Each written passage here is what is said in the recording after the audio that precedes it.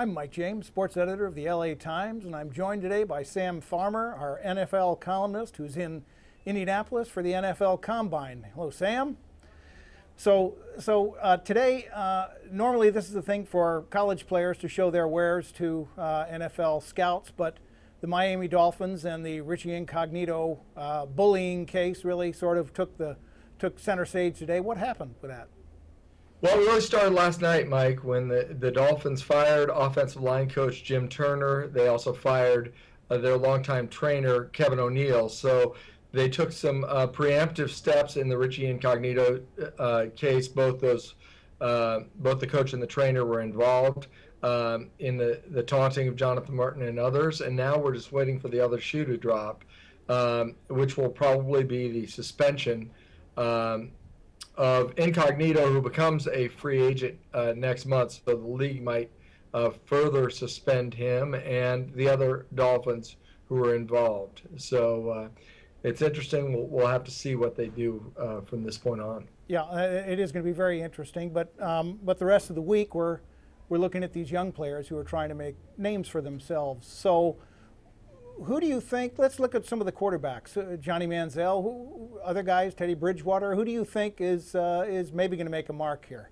or do something that someone doesn't expect already? Lots of depth here. Blake Bortles, the Central Florida quarterback, is really the only elite quarterback who's going to throw. We're not going to see Manziel, who could be the #1 overall pick.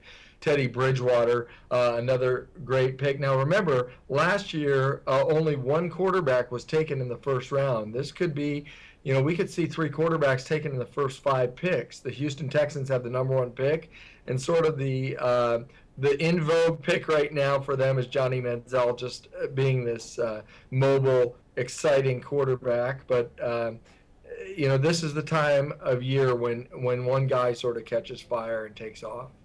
Jadeveon Clowney, great skills, everyone agrees, but there's some question marks there, aren't there? Yeah, the question mark there is how hard of a worker is Jadeveon Clowney. Obviously a phenomenal talent as a defensive player. In fact, Mike Mayock, NFL Network draft guru, thinks he's more talented than Mario Williams was 8 years ago when the Texans made Mario Williams the #1 overall pick. But he got sort of a lukewarm. Jadeveon got a bit of a lukewarm endorsement from his coach Steve Spurrier, who said he's an okay worker. If a team's going to put the kind of money forth that they're going to need to for the #1 overall pick, you would hope for more of a ringing endorsement. But this guy is incredibly talented, and so maybe that makes up for it. 2 Southern California guys. We've got Anthony Barr from UCLA and Marquise Lee from USC. Where do they stand? Both potential top 10 picks. I mean, Marquise Lee dropped off a little bit this year. Anthony Barr, certainly incredible talent, and could be a top 5 pick. Marquise Lee should go somewhere in the top 20, and his speed will be on display.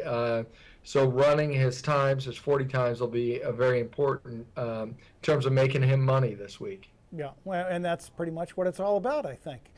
Yes, it is. So, Sam, thank you. You can read Sam's report throughout the week on LATimes.com. Sam will certainly have his reports each morning in the print edition of the LA Times.